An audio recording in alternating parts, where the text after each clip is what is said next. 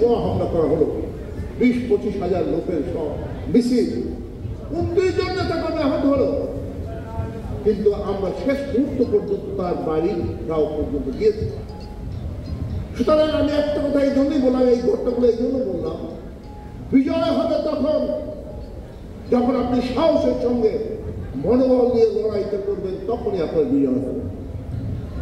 আমি এই বিষয়টা আপনাকে বলার পাশাপাশি আরেকটা কথা বলতে চাই। যেহেতু একটা সাংস্কৃতিক জোটের আজকের এই আলোচনা, বঙ্গবন্ধু সাংস্কৃতিক জোট, এই বঙ্গবন্ধু সাংস্কৃতিক জোট তারা নিশ্চয়ই ইতিহাস জানে।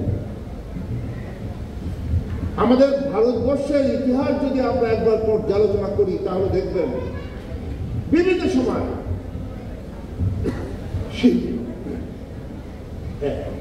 শিল্প, সাহিত্য, গান